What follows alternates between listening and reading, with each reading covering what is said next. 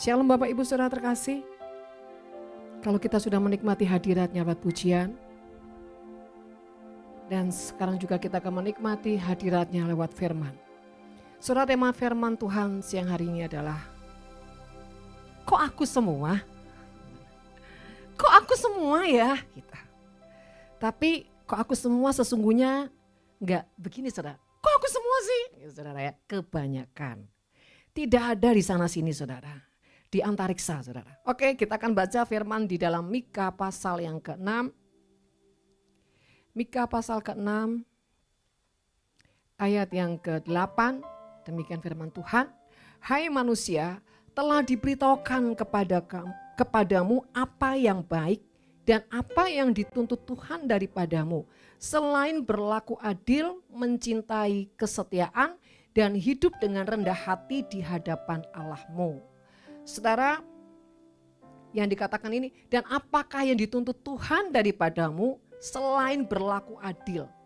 Nah ini Bu, justru tidak ada keadilan sosial bagi seluruh rakyat di sekitar kami Bu. Ya, karena semua kok aku gitu. Jadi keadilan di mana yang dimaksud Tuhan? Saudara terkasih, yang Tuhan maksud ini bukan keadilan secara pikiran manusia. Tapi keadilan yang Tuhan mau dalam kehidupan setiap kita, keadilan yang sesuai dari setiap rencana Tuhan yang harus terjadi atas setiap orang-orang yang percaya kepada Tuhan. Harus terjadi pada setiap orang-orang yang punya janji Tuhan dalam kehidupannya. Nah saudara terkasih, kita tahu di mana ada janji itu ada syarat.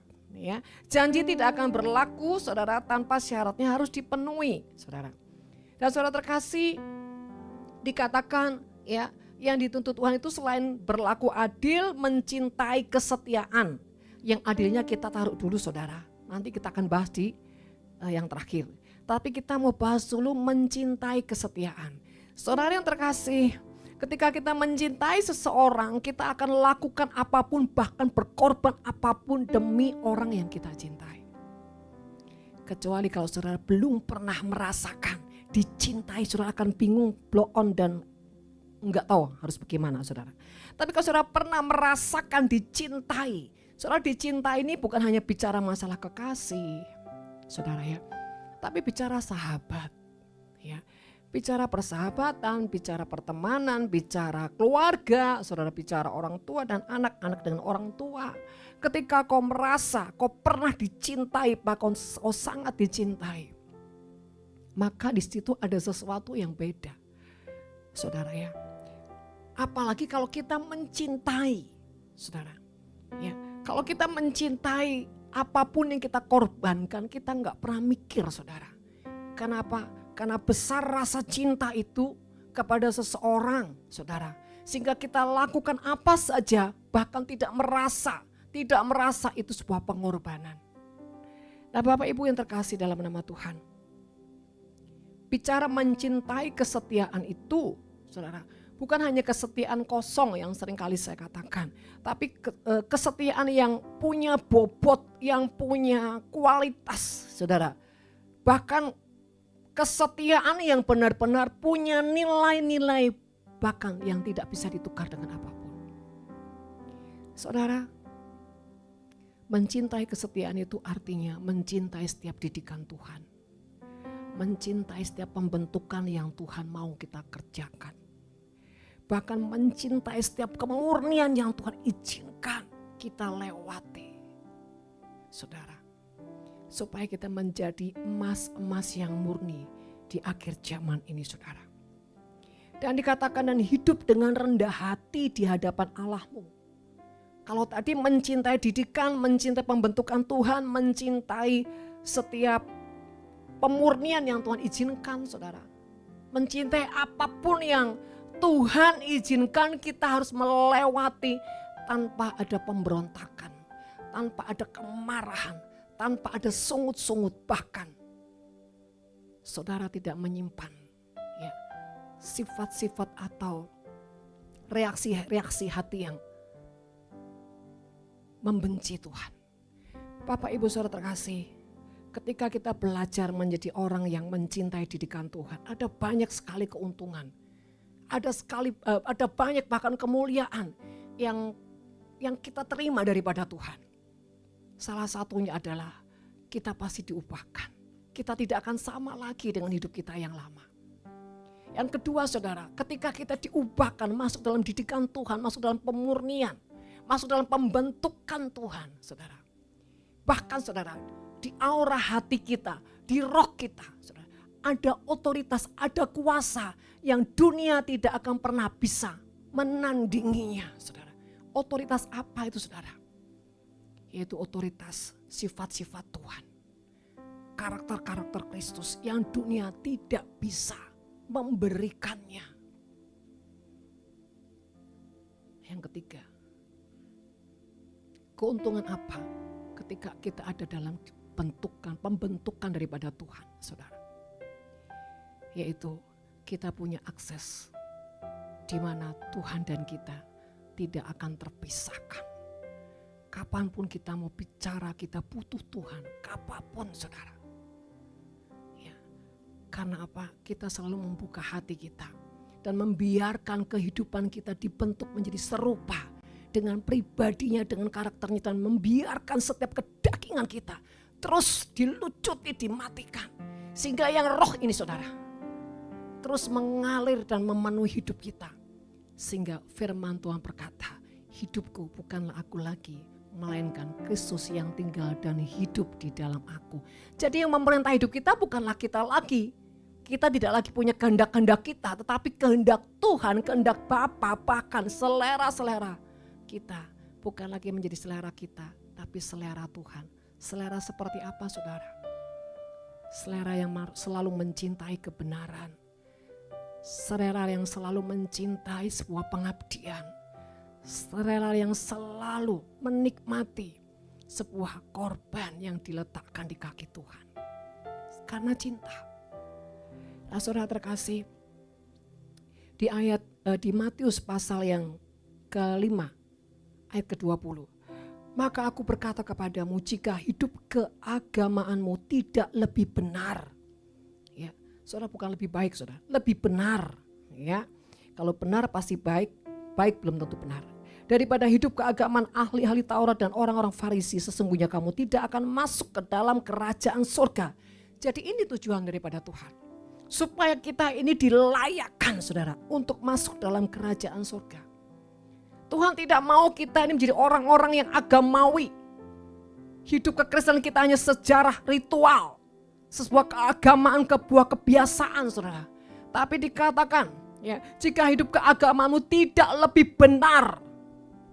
Saudara, berarti kalau benar itu tidak lebih benar itu berarti asli saudara. Murni.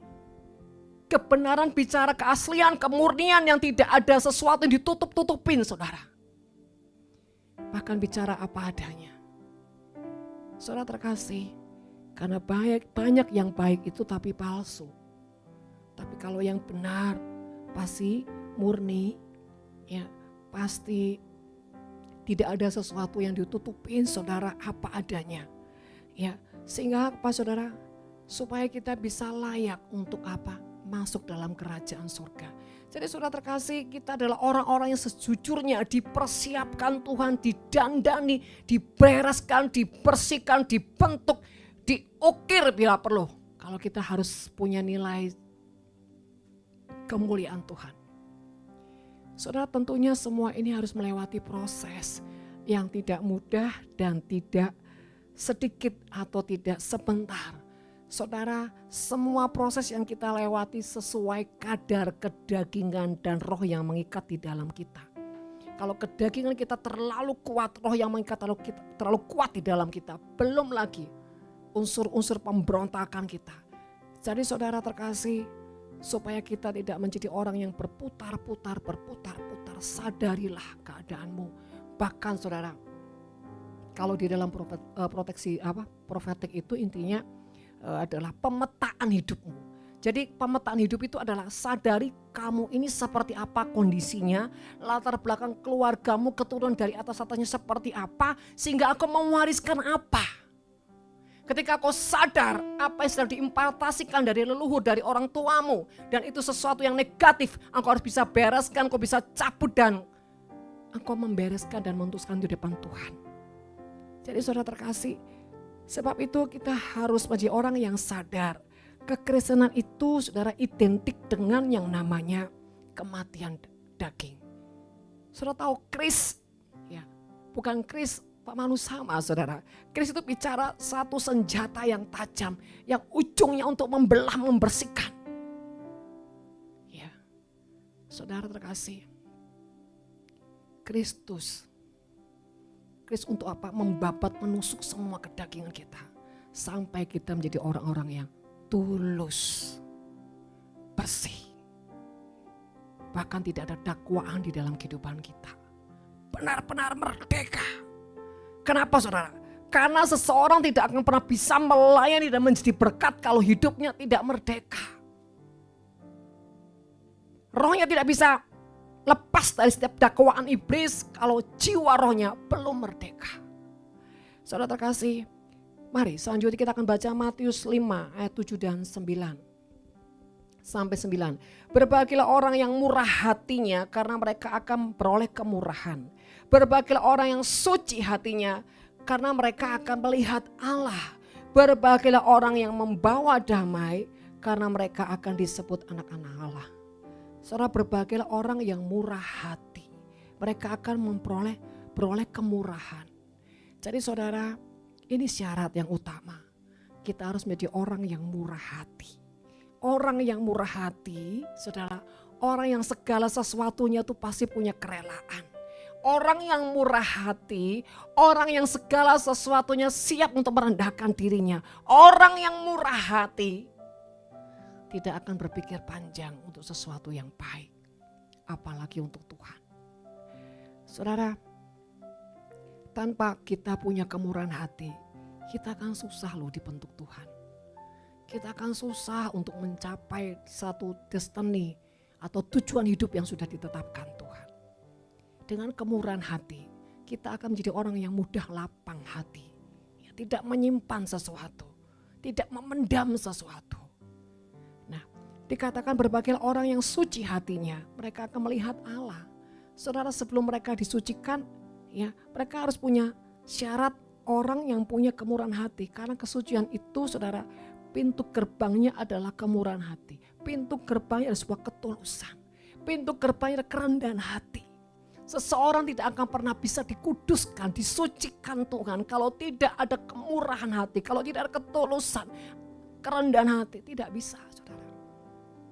Karena semuanya itu bicara kesombongan.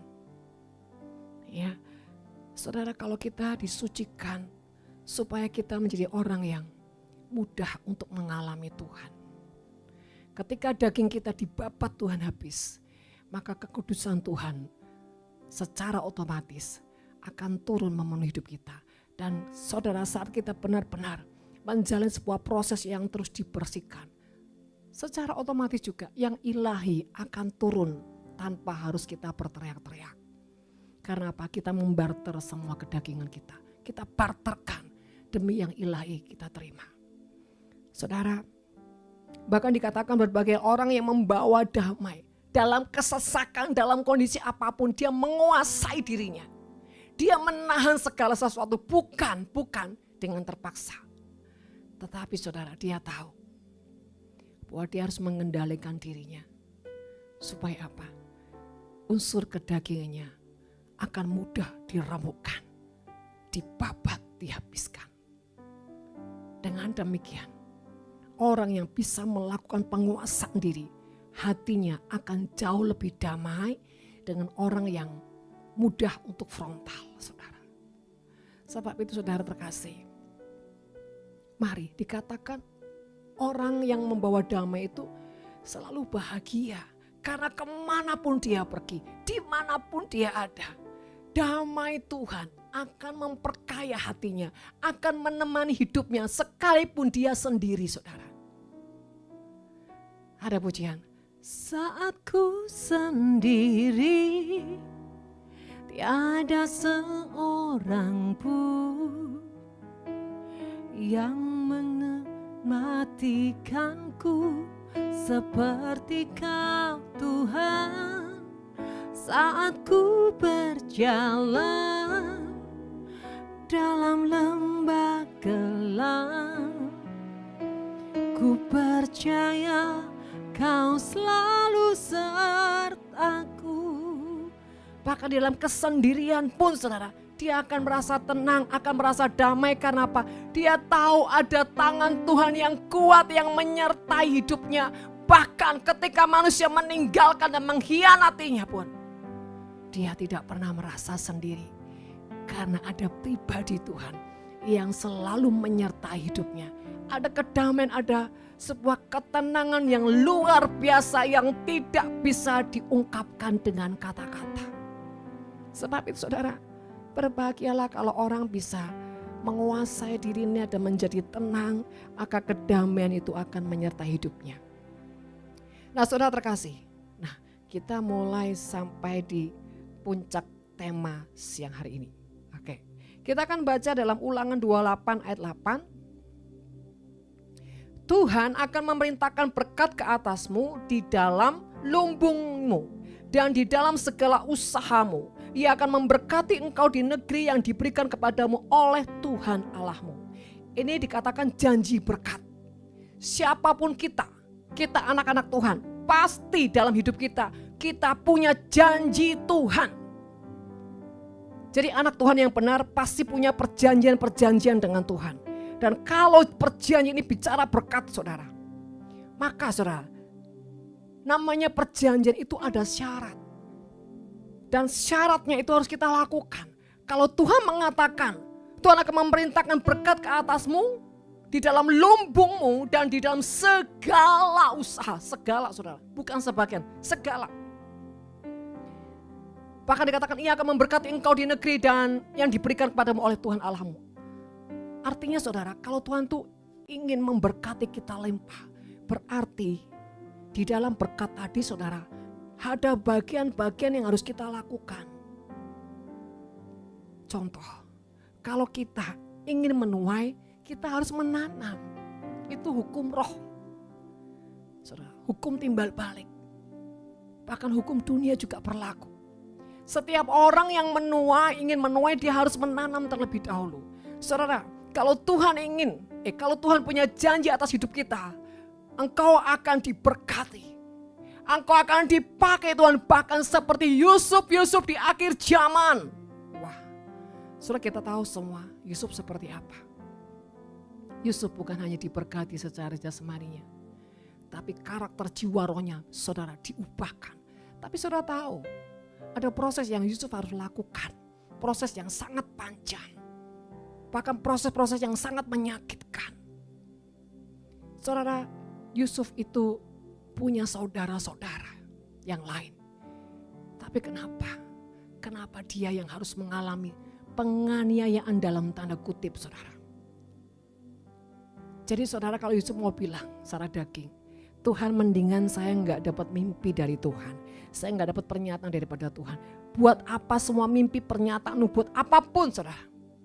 Tapi kalau ujungnya proses yang aku alami ini sangat menyakitkan. Bahkan aku harus terbuang, terlempar dari keluargaku.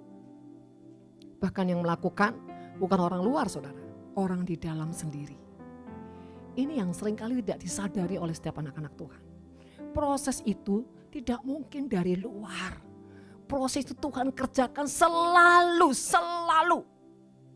lebih banyak dari dalam yang menjadi sarana Tuhan. Sampai kau merasa terbuang, sampai kau merasa sendiri, sampai kau merasa tidak berdaya, bahkan seperti sampah yang gak punya harga. Engkau mungkin secara fisik tidak terbelenggu atau tidak terpenjara seperti Yusuf masuk ke penjara bawah tanah. Tapi di jiwa, di rohmu seperti terpenjara. Gak punya daya, gak punya kekuatan, bahkan tidak ada keadilan. Itu yang namanya terpenjara saudara.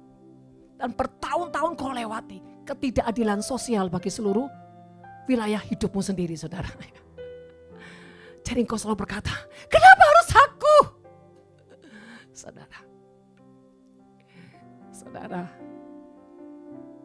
justru kalau engkau yang terus sepertinya dikejar Tuhan, harusnya berbangga loh. Karena engkau menjadi sorotan sentral hati Tuhan. Tuhan lagi gak selera dengan yang lain. Tuhan lagi selera dengan hidupmu. Tapi masalahnya Bu, ngeri-ngeri sedap itu yang paling gue gak suka. Saudara terkasih, ingat nilai sebuah kemuliaan itu mahal harganya. Jadi Bapak Ibu Saudara terkasih, kalau ada janji berkat atas hidupmu, atas keluargamu, sadar engkau harus menjadi saluran-saluran yang terus memberkati lebih dahulu. Harus sampai kapan? Sampai waktunya Tuhan melihat sudah tidak ada keterikatan di hatimu. Sudah tidak ada keberatan di hatimu. Seperti udah biasa. Bahkan menjadi lifestylemu. Ketika kau tidak memberi itu rasanya gak enak. Bahkan nilai-nilai memberimu benar-benar tidak ada rasa kedagingan yang kepuasan di mana engkau mencari kehormatan manusia. Bahkan sampai di level semua karena anugerah-Mu Tuhan. Semua karena anugerah-Nya diberikannya pada kita. Semua anugerah-Nya bagi kita bila kita dipakainya.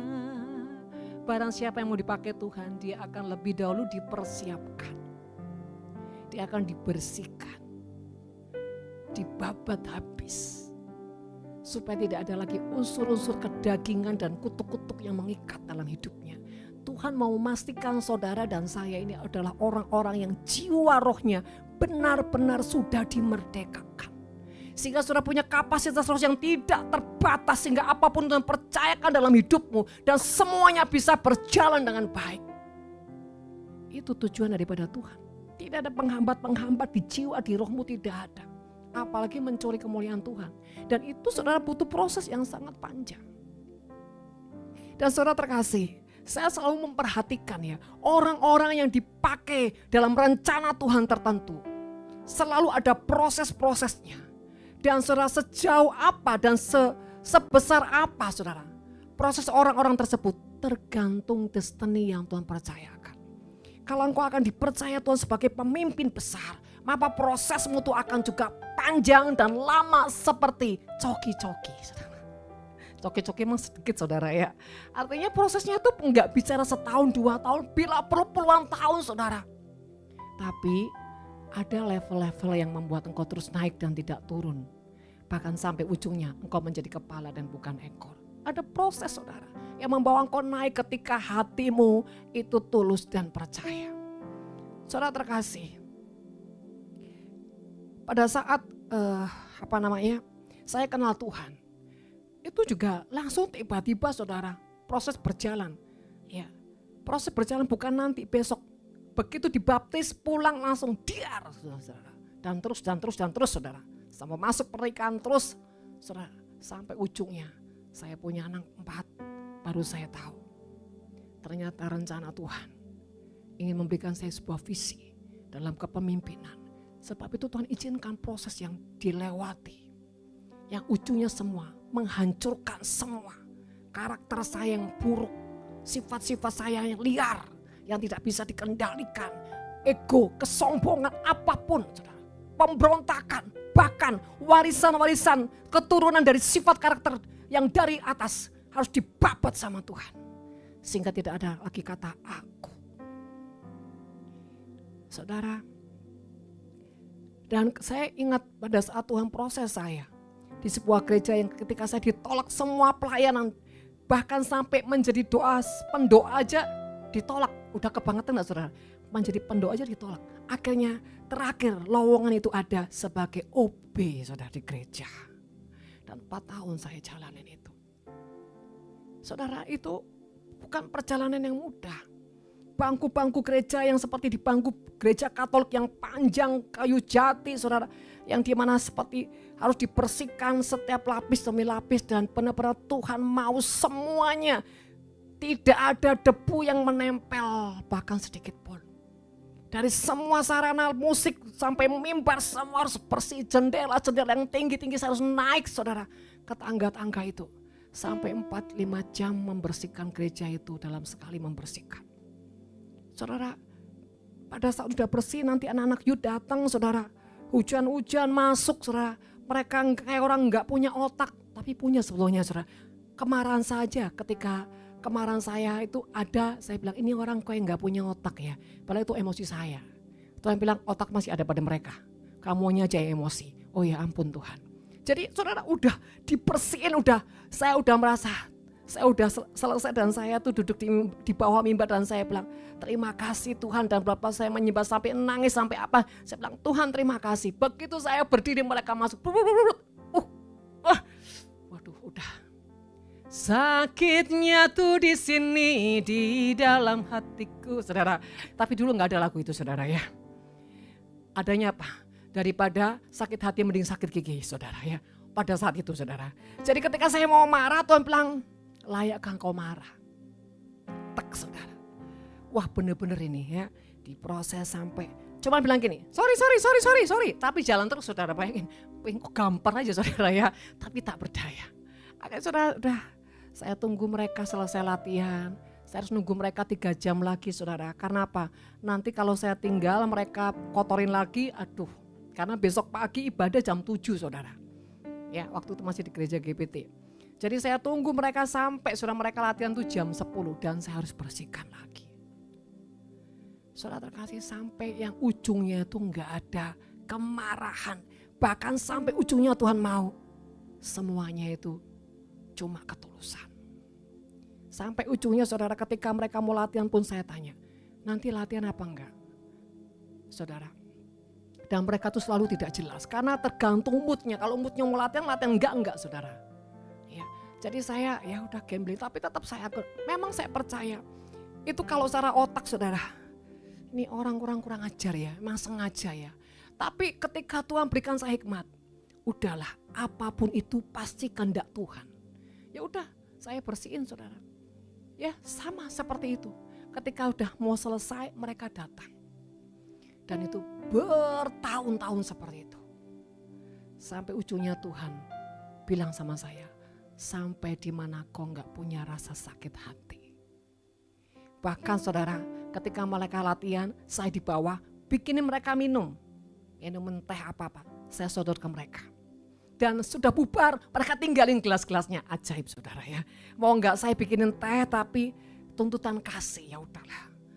Selalu Tuhan bilang gini, nak, yang terbaik.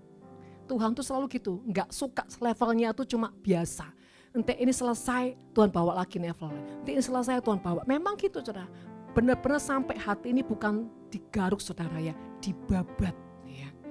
Singkat cerita, mereka terus lakukan itu. Sampai satu kali ada satu orang yang sadar. Kasihan loh, udah disiapin teh, kita lah yang beresin dalam hati.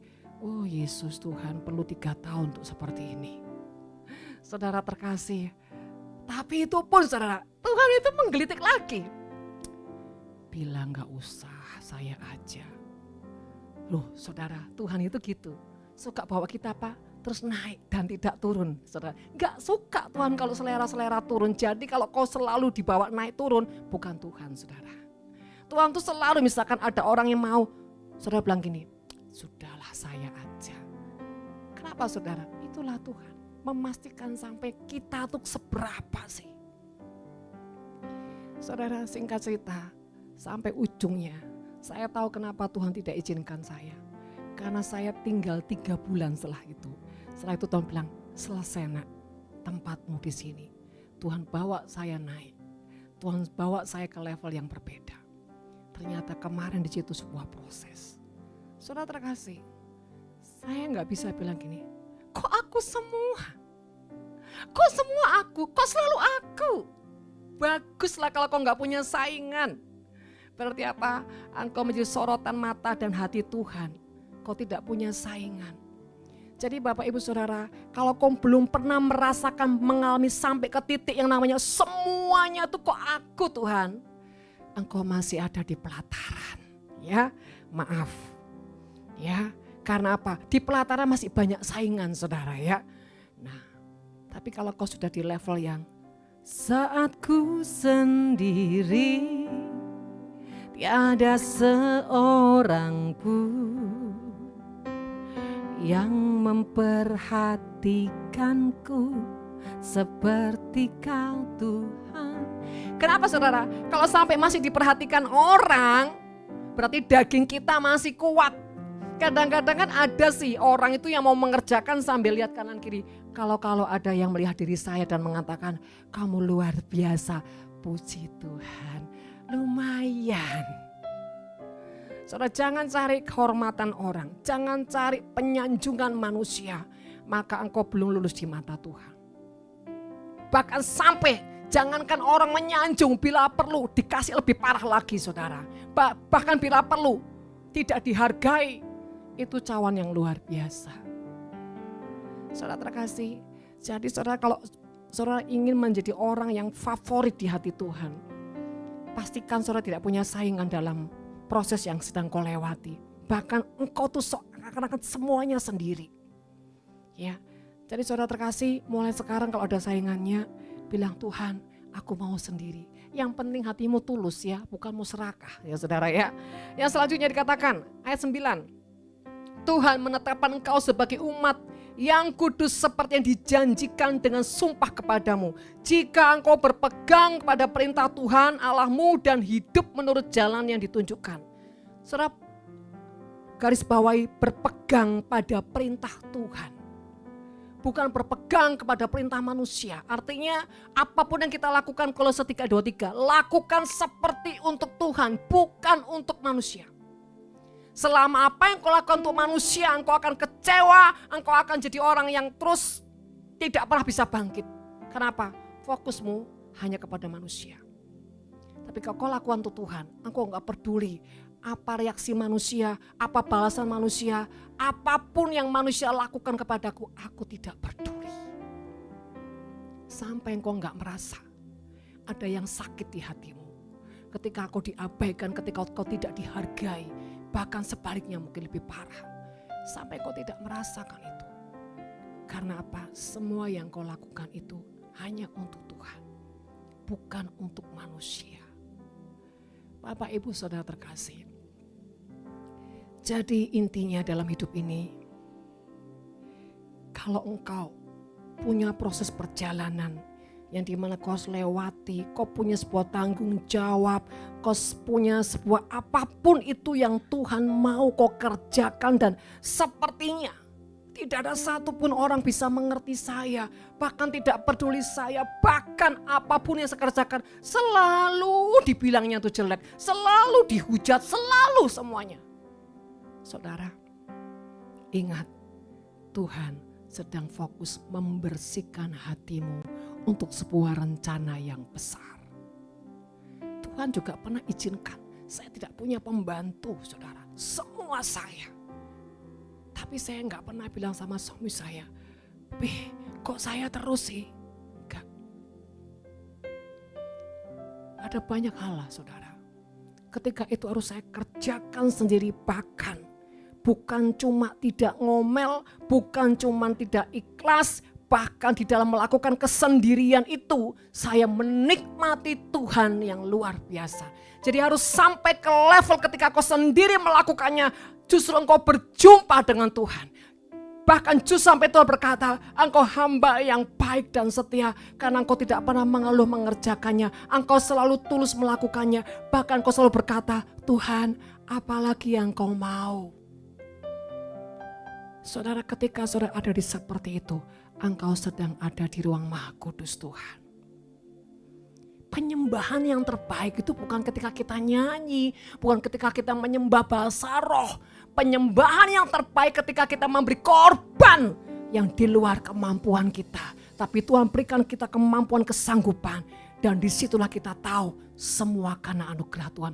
Bahkan di saat kita melakukan di titik yang paling rendah, ketika kita tidak mengeluh, tidak bersungut-sungut, dan tidak berkata, sampai kapan ini Tuhan? Ya nasib, mengapa begini? Kalau kau tanya sampai kapan, justru tidak akan pernah ada jawaban. Tapi pada saat kau mengikhlaskan segala sesuatu tanpa sadar, engkau sampai kepada tujuan. Dan kau akan mendengar, engkau hamba yang baik dan berkenan. Saudara, mari. Saudara inginkan di mana Tuhan itu sampai meneteskan air mata. Dia kagum kepadamu, kagum kepada setiap ketulusan, kepada setiap pengabdian yang kau lakukan. Bahkan kau tidak pernah menghitung, bahkan kau tidak pernah memikirkan dirimu sendiri, saudara. Alami sampai ke titik itu. Jangan cuma Tuhan itu, kau bangga dengan Tuhan. Buat Tuhan bangga dengan apa yang kau lakukan.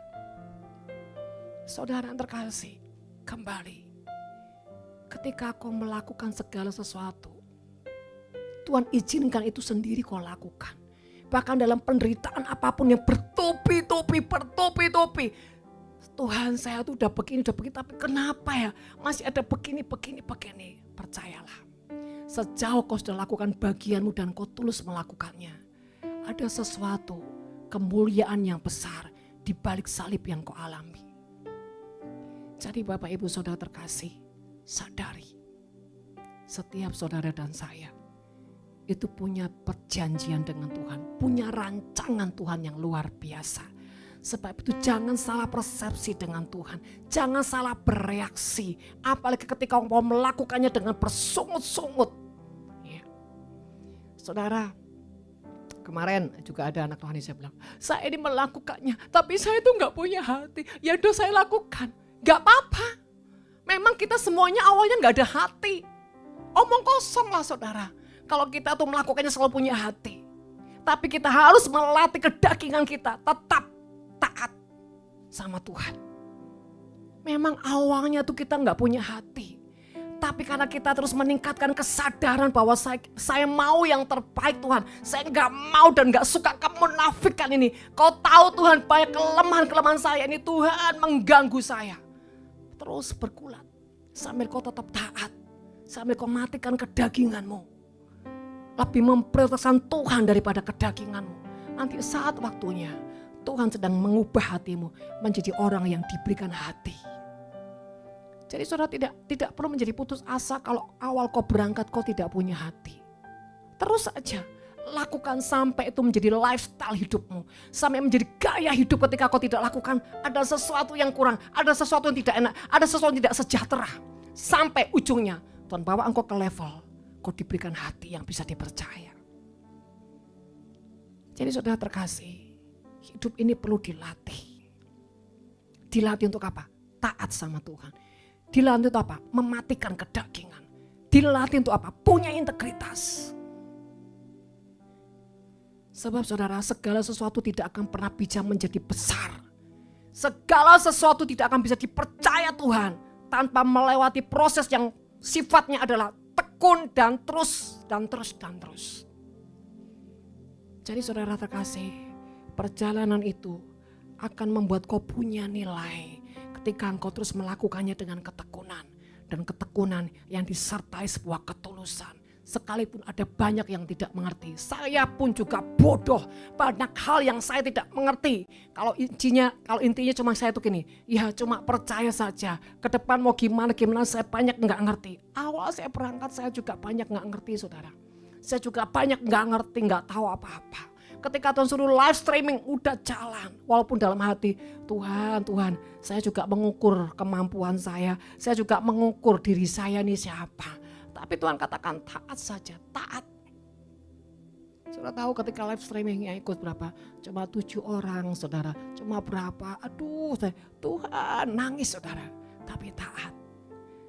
Tapi saudara ketika dalam perjalanan Tuhan bilang gini, nah engkau bukan nangis tidak menjadi dampak. Tapi gengsimu ketinggi ketika apa? Hasilnya tidak baik, hasilnya tidak sesuai.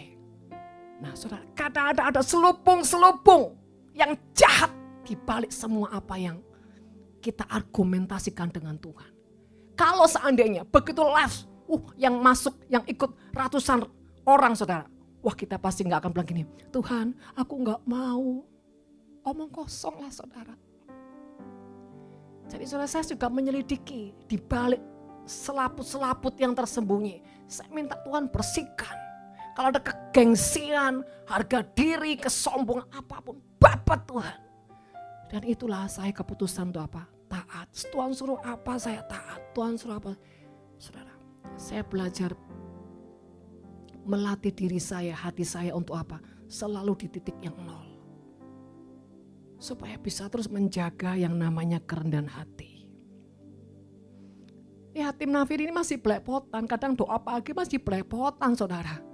Kadang-kadang ketika saya kasih mandat anak-anak rohani saya supaya tugas lah apa. Kadang-kadang mereka kuncinya, chordnya di mana, mereka nyanyi seperti apa ya. Nadanya seperti apa, saudara. Masih belepotan, tapi udah gak apa-apa. Kadang-kadang saya bilang sama anak-anak rohani, gak apa-apa, semangat, terus belajar. Ya secara hati pasti dipermalukan, ini apa sih? Ya gak mutu banget. Gak penting kata dunia. Yang penting apa kata Tuhan. Saya selalu support anak-anak rohani saya. Gak apa-apa belepotan. Terus maju. Terus tekun. Yang penting bukan kemauanmu. Kemauan Tuhan. Soalnya saya juga kadang-kadang live jam 12. Kadang suara udah habis. Bayangin terus konseling orang. Konseling apa saudara. Belum doa belum apa. Kadang suara ini juga udah habis. Sudah kering ya. Tapi ya taat aja saudara. Kadang-kadang merasa seperti aduh dipermalukan, gak apa-apa taat aja. Terlepas berapapun yang ikut yang apa, saya bilang saya bukan partai terserahlah gitu ya. Mau yang ikut banyak, mau yang ikut sedikit gak penting gitu lah ya. Yang penting terus tabur benih. Untuk urusan hasil itu urusan Tuhan. Ya, tapi saudara terkasih, kalau saya punya reaksinya, Tuhan, udah ya Tuhan ya, udahlah ya. Jangan terus-terusan program live terus saudara. Tuhan, misalkan saya saudara ya, udah ada Minggu, udah ada Selasa, doa pagi, masa terus lagi Tuhan. Pagi hari, siang hari, sore dan malam hari. Saudara, tak henti-hentinya live streaming terus sampai orangnya bosan. Kalau daging saudara pasti gitu ya. Tapi Tuhan udah taat aja, taat. Kadang-kadang ya juga malu saudara ya. Tuhan gue itu ojo nemen-nemen toh Tuhan ya. Tapi udah Tuhan taat. Ya saudara terkasih. Nah jadi Bapak Ibu saudara, belum lagi saudara ya tim kami ini 2-3 ekor saudara ya. Nantinya gak banyak gitu loh saudara. Belum lagi istirahat sudah streaming lagi. Belum lagi istirahat sudah acara lagi. Apa toh ini Mi gitu ya. Saya kadang-kadang gak bisa bantah sama mereka. Saya cuman senyum aja. Kita ini capek Mi. Anggota kita tuh gak banyak. Dalam hati kenapa kok sidang saya dalam hati saudara. Tapi udahlah. Ya. Kadang-kadang saya cuma ngomong sama anak saya. Ayo taat saja. Taat. Hari ini kita gak tahu. Tapi udahlah taat. Bosen loh Mi. Orang-orang bosen. Terserahlah bosen gak bosen. Kita akan lakukannya untuk melakukan Tuhan, menyenangkan Tuhan. Ya, saudara itu contoh. Kami sadar kami masih belepotan. Saya pun juga belum orang yang sadar kamera, saudara ya. Kadang-kadang saya juga kemana-mana. Kadang-kadang kalau lagi musiknya nggak benar saya gini, gitu saudara. Terus anak saya bilang, mami fokus. Saudara. Ya, itu saudara. Karena ya begitulah. Inilah Nafiri yang masih ajaib saudara ya. Tapi kita mau taat sama Tuhan. Ya, anak-anak saya ketika, aduh mami, lagi mami. Besok apa pengajaran mami? Apalagi gitu saudara ya. Saudara, apalagi kalau udah bergantian yang lain. Puji Tuhan, libur. Saya bilang ini, wah mental kamu tuh gak bagus juga ini. Begitu libur kamu langsung senang. Wah berarti kamu belum sejati. Ya saudara, kesannya seperti dituntut saudara. Tapi saudara, lebih baik mana saudara dituntut Tuhan atau saudara dibiarkan sama Tuhan. Ya, kalau kita dituntut Tuhan berarti Tuhan tuh serius sama kita. Kita sih nggak ada lawan saudara. Cuma kita artisnya Tuhan, aktornya Tuhan. Enak nggak saudara? Enak. Harganya yang nggak enak saudara. Ya begitulah saudara. Jadi jangan lagi itu saudara nanti kalau di rumah, Bu, kenapa saya selalu dituntut? Selalu saya yang disuruh mengampuni, selalu saya disuruh mengampuni, selalu saya disuruh ngalah Ibu. Capek saya ini. Saya hampir tanya gini, apa kamu pensiun hari ini juga? Saya akan lapor sama Tuhan, Tuhan dia udah lelah, dia tidak berdaya Tuhan, ganti yang lain. Ya enggak gitu Bu, tapi Bu ya Tuhan punya hati. Loh saudara, Tuhan dibilang punya hati. Kadang-kadang orang udah marah tuh ngawur saudara ya. Nah, kadang-kadang ada seorang ibu juga suaminya lagi selingkuh saudara. Bu, saya udah doa puasa, udah doa Esther, doa Daniel, udah semua Bu. Suami saya udah sempat kembali, kumat lagi. Berarti prosesmu belum selesai. Sampai kapan Bu? Sampai dagingmu tidak berteriak. Loh, mana mungkin? Bagimu tidak mungkin, bagi Tuhan tidak ada yang mustahil. Saudara, ada banyak orang yang selalu berkata, kenapa mesti saya? Kenapa mesti aku? Apakah kau mau Tuhan berhentikan semuanya? Ya enggak gitu loh, manusia itu pelin-pelan saudara. Begitu mau diganti enggak mau, ditetapkan teriak-teriak, maunya apa gitu saudara ya. Jadi saudara terkasih, intinya saya selalu bilang kalau dalam hidupmu selalu banyak dituntut dan kau tidak punya saingan yang lain, bersyukurlah. Bersyukurlah karena Tuhan sedang fokus dengan engkau. Tuhan ingin sedang mendandanimu menjadi yang terbaik, yang termulia. Sehingga apa? Semuanya akan dipercayakan dalam hidupmu. Amin saudara. Jadi mulai sekarang jangan bilang lagi, kenapa kok aku terus? Kenapa aku terus disuruh mengampuni? Karena tahu di dalam hidupmu masih banyak roh apa? Roh kemarahan, roh tidak mengampuni, roh ketidakrelaan. Makanya kau terus dibabat terus saudara. Tentang mengampuni.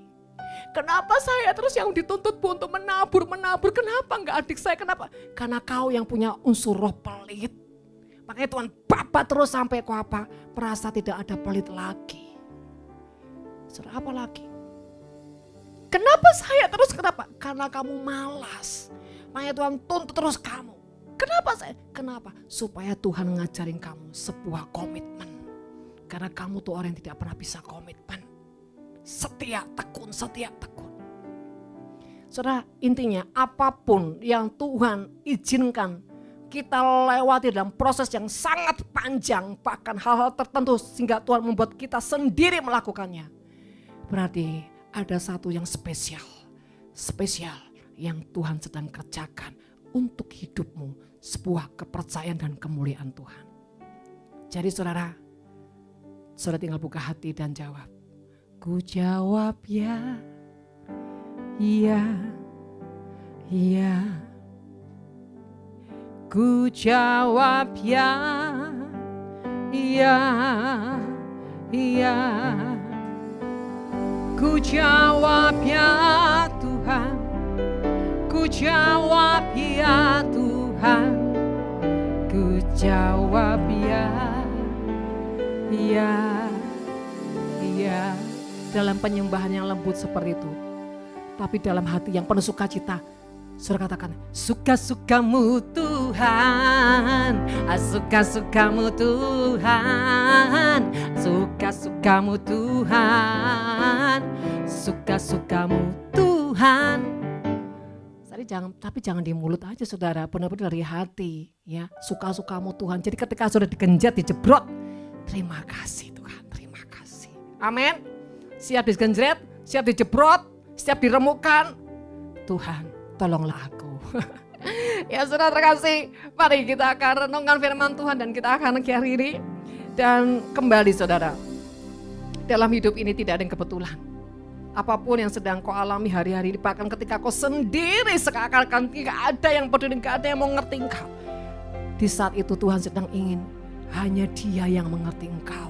Hanya Dia menjadi pusat sentral hatimu. Tuhan tidak ingin ada jasa-jasa manusia yang mencampur adukan karya kemuliaan Tuhan. Sebab itu Tuhan ingin semua orang dijauhkan daripadamu. Supaya engkau sadar hanya rekayasa kasih dan kemuliaan Tuhan yang memenuhi hidupmu. Terima kasih Tuhan.